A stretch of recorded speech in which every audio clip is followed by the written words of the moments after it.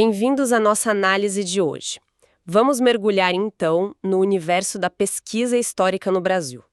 E para isso, a gente vai usar como guia a obra clássica de José Honório Rodrigues, A Pesquisa Histórica no Brasil, e especificamente a terceira edição lá de 1978. A nossa missão aqui é tentar entender pela visão do Rodrigues como é que a história do Brasil é construída, sabe? Quais são os desafios, as ferramentas que a gente tem ou talvez que a gente devesse ter para desvendar o nosso passado. Com certeza. É um livro fundamental, né? O Rodrigues, ele não só fez um mapa do que se fazia na época, mas ele criou tipo um verdadeiro manual de campo para os historiadores aqui no Brasil. E ele vai fundo, viu? Desde a filosofia do que é pesquisar a história até assim, a realidade bem concreta e muitas vezes bem precária dos nossos arquivos, bibliotecas. Certo. Então vamos começar pelo começo mesmo. O que, para o Rodrigues, significa de fato fazer pesquisa histórica? Não é só contar umas histórias do passado, né? Definitivamente não. Para ele, é um processo rigoroso. É a descoberta cuidadosa, exaustiva de novos fatos históricos. E isso significa o quê? Implica uma busca crítica, né, pelos documentos que comprovem esses fatos e que permitam que eles entrem na narrativa histórica. Ou até, quem sabe, que provoquem uma reinterpretação total do que a gente achava que sabia. A chave mesmo é a obediência aos princípios críticos da disciplina. Não é um trabalho de achismo, de jeito nenhum. Entendido. E como essa busca mais organizada por documentos começou aqui no Brasil? Teve, sei lá, um marco inicial? Olha, o ponto de partida institucional assim mais claro é o Instituto Histórico e Geográfico Brasileiro, o famoso IHGB. Fundado lá em 1838, a missão dele era explícita: coletar, organizar, guardar documentos sobre a história e a geografia do Brasil. E foi um modelo, sabe? Inspirou outros institutos parecidos nos estados. O de Pernambuco, por exemplo, também colocou essa coleta documental como prioridade. Mas imagino que não foram só as instituições, né? O livro deve destacar pessoas, indivíduos que fizeram a diferença nessa fase inicial. Sim, e aqui o Rodrigues mostra uma dinâmica bem interessante. Ele aponta um tal de A. Menezes Vasconcelos de Drummond como um grande incentivador, quase um catalisador assim, e a partir dele surgem outras figuras, tipo Melo Moraes, um cronista que herdou parte do acervo do Drummond, e fundamentalmente o Francisco Adolfo de Varенhagen. O Varенhagen, impulsionado por esse ambiente todo, ele se torna o grande nome da pesquisa no século XIX. Ele mergulhou fundo nos arquivos portugueses. É um exemplo interessante de como a paixão individual, muitas vezes, acabou impulsionando a pesquisa onde as estruturas ainda estavam engatinhando, né?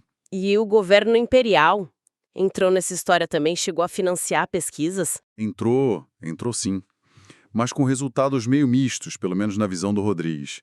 Teve missões oficiais importantes, a do Gonçalves Dias, por exemplo, para pesquisar arquivos no norte do Brasil e também na Europa. E a do João Francisco Lisboa, que acabou substituindo o Gonçalves Dias lá na Europa. E o Rodrigues contrasta um pouco a postura dos dois, sabe? O Lisboa é retratado como mais dedicado, mais consciente da própria falta de experiência inicial, buscando aprender. Já o Gonçalves Dias parecia talvez menos focado nessa tarefa específica de arquivo. Essa colaboração e, às vezes, essa tensão, né, entre a iniciativa individual e o apoio do Estado é um fio condutor na obra. O Lisboa mesmo, ele colaborou com Varnhagen e ajudou a redescobrir fontes importantíssimas como a história do Brasil do Frei Vicente do Salvador. Foi um achado. Além desses nomes mais conhecidos, teve outros desbravadores importantes buscando fontes fora do Brasil. Há vários. O Rodrigues menciona pesquisadores que foram investigar na Holanda, por exemplo, sobre o período holandês, como Joaquim Caetano da Silva. Ou na Itália, buscando documentos dos jesuítas, como o padre Camilo de Monserrate. E, claro, figuras como o Barão do Rio Branco. Ele foi absolutamente central para resolver as questões de limites do Brasil, né? Ele montou uma verdadeira rede de pesquisadores para vasculhar arquivos na Europa, nas Américas. Um trabalho gigantesco. O Capistrano de Abreu também é fundamental. O foco inicial dele era mais no século XVI, nas fontes do Conselho Ultramarino Português, que era um órgão administrativo-chave, né, do Império Colonial.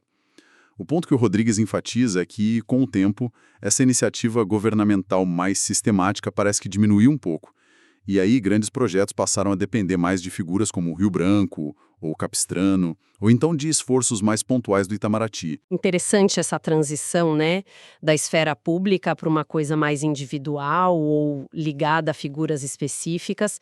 Mas, falando do objeto da busca, o que exatamente qualifica um evento como um fato histórico na visão do Rodrigues? Olha, ele recorre a filósofos da história tipo Hegel, Dilthey, para argumentar que o diferencial é a eficácia. Um fato histórico não é qualquer acontecimento do passado. É aquele que interfere no curso dos eventos, sabe?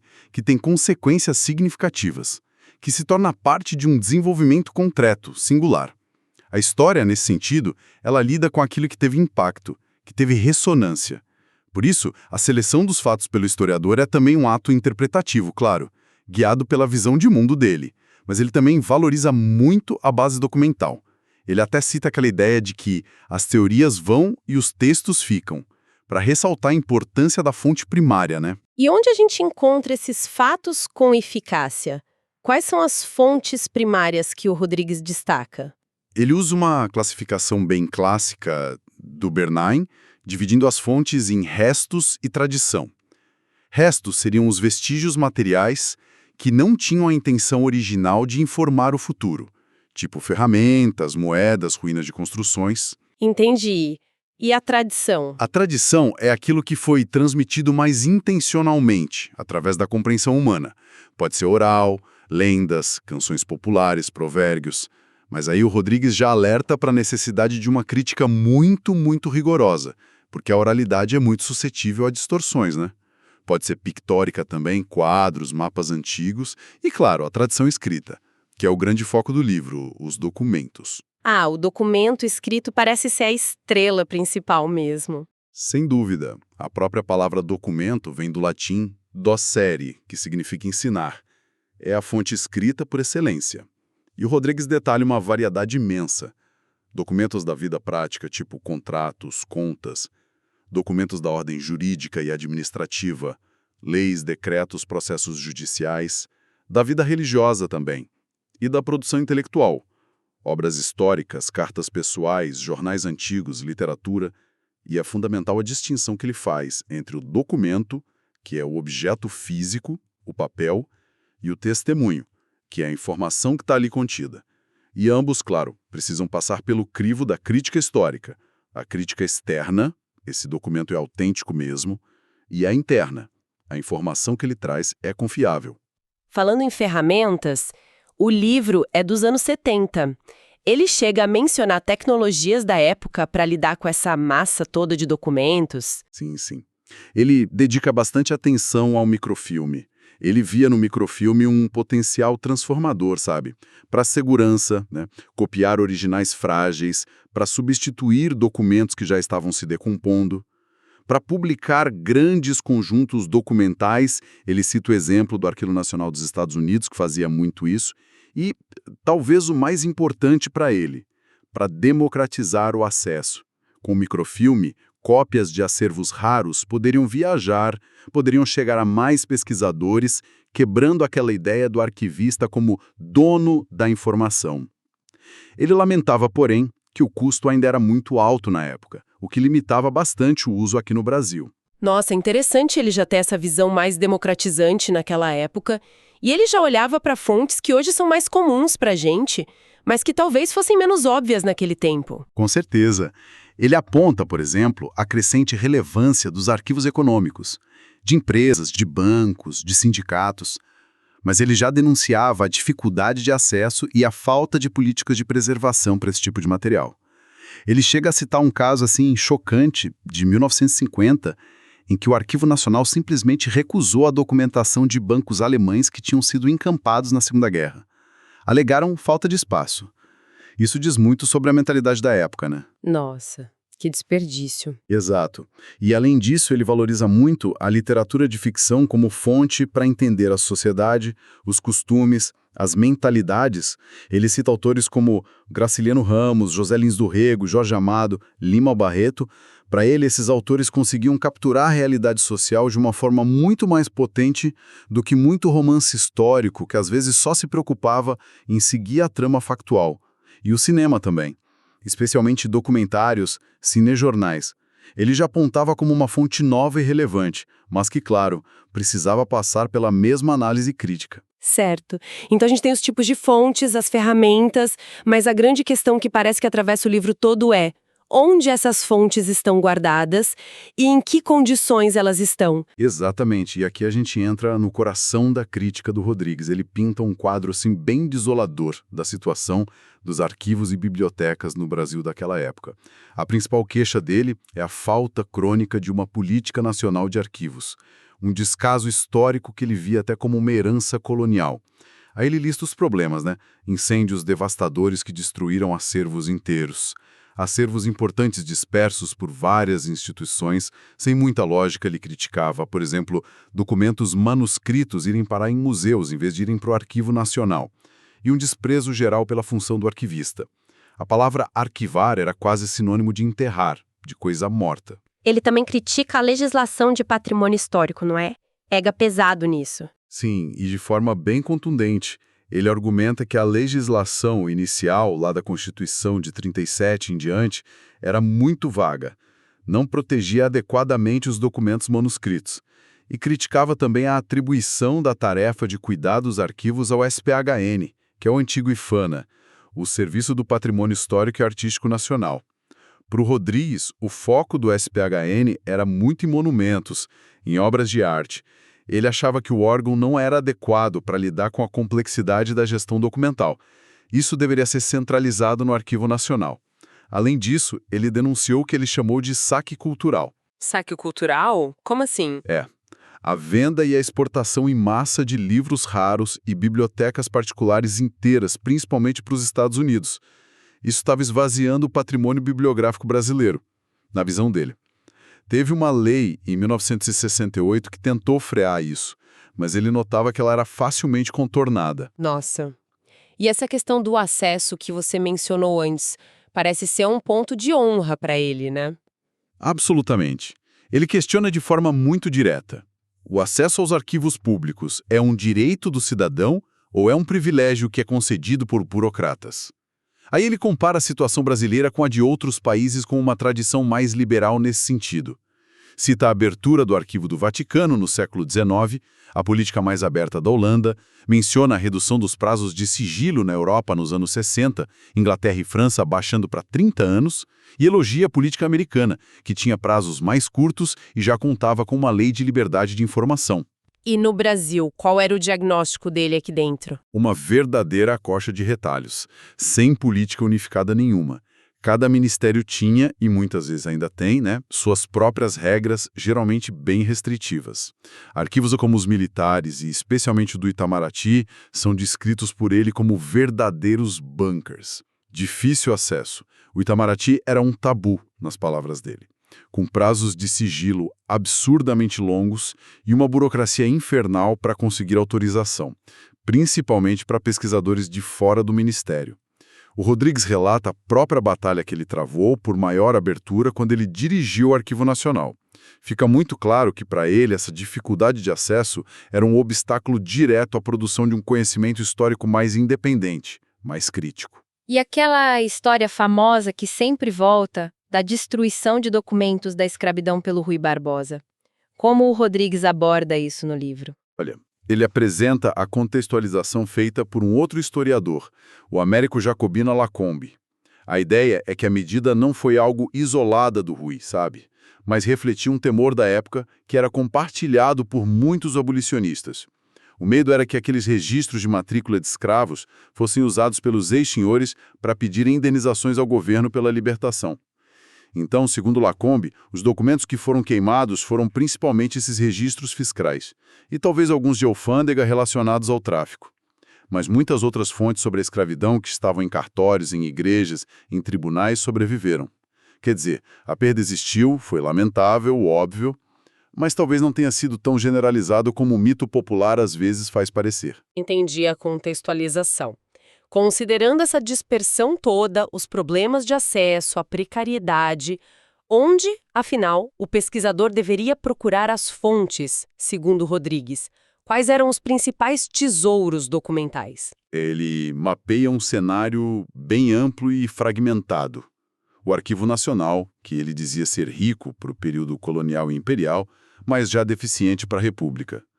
Os arquivos ministeriais-chave, como o do Itamaraty, apesar das dificuldades, e o do Exército, antigo Ministério da Guerra. Os arquivos estaduais, aí ele destacava a organização dos de São Paulo e do Rio Grande do Sul na época dele. Arquivos municipais, que muitas vezes eram, e ainda são, muito negligenciados. Arquivos de museus importantes, como o Museu Histórico Nacional e o Museu Imperial, lá em Petrópolis, que tem o acervo da Casa Imperial, né? Os arquivos dos institutos históricos, como o próprio IAHGB, que guardam coleções particulares valiosíssimas, tipo documentos do Cotegipe e do Nabucco. Arquivos literários, como o da Academia Brasileira de Letras, o do Instituto de Estudos Brasileiros, da USP. Arquivos eclesiásticos, das igrejas que geralmente estavam em situação bem precária, segundo ele. E os arquivos de cartórios, riquíssimos em informação social, econômica, mas também muito sujeitos ao descaso, a perdas. E, claro, ele destaca a Biblioteca Nacional, no Rio, como um repositório fundamental, tanto de livros e jornais impressos, quanto de manuscritos. Mas ele não para por aí, não. Uma parte considerável do livro é dedicada a detalhar a importância vital dos arquivos estrangeiros para a história do Brasil. Portugal, obviamente, é incontornável. Torre do Tombo, Arquivo Histórico Ultramarino, Biblioteca da Ajuda, a lista é enorme. Mas também a Espanha, com os Simancas, o Arquivo das Índias em Sevilha, a Holanda, principalmente o Arquivo Geral do Reino e em Haia, França, Inglaterra, Itália e o Vaticano. Os Estados Unidos, com o arquivo nacional deles, a Biblioteca do Congresso, ele ressalta muito como grandes projetos de pesquisa americanos já tinham mapeado e microfilmado enormes volumes de documentos sobre o Brasil lá na Europa. E isso tornava esse material acessível nos Estados Unidos, algo que ele achava que o Brasil deveria fazer em escala muito maior. Fica um pouco a sensação, lendo o livro, de que boa parte da nossa memória está fisicamente fora do país, né? É impressionante. E diante desse diagnóstico tão complexo, com algumas ilhas de excelência, mas um oceano de problemas, o que o Rodrigues propunha como solução? Ele tinha um plano de ação? Tinha, sim, e era bem ambicioso. Ele termina o livro com um verdadeiro programa de ação para tentar profissionalizar e fortalecer a pesquisa histórica no Brasil. Os eixos principais eram assim: criar um órgão centralizador, tipo um Instituto Nacional de Pesquisa Histórica, implementar um Sistema Nacional de Arquivos, ele mesmo chegou a presidir um grupo de trabalho pioneiro sobre isso, fazer inventários e guias detalhados de todos os arquivos relevantes, tanto no Brasil quanto no exterior, que tivessem fontes sobre o país, intensificar microfilmagem, hoje a gente falaria em digitalização, para preservar e democratizar o acesso, criar catálogos unificados de manuscritos para facilitar a busca, produzir ferramentas de pesquisa essenciais que faltavam, como um grande dicionário biográfico brasileiro, técnico abrangente, e índices de periódicos antigos, incentivar mais os estudos de história regional e local, talvez com roteiros metodológicos, e, fundamentalmente, promover uma maior integração entre os arquivos, as bibliotecas e as universidades. Uau, um programa realmente completo. Então, tentando sintetizar essa jornada toda pelo pensamento do Rodrigues, qual a mensagem principal que fica pra gente? Olha, eu acho que fica a imagem de um campo meio que de batalha, sabe?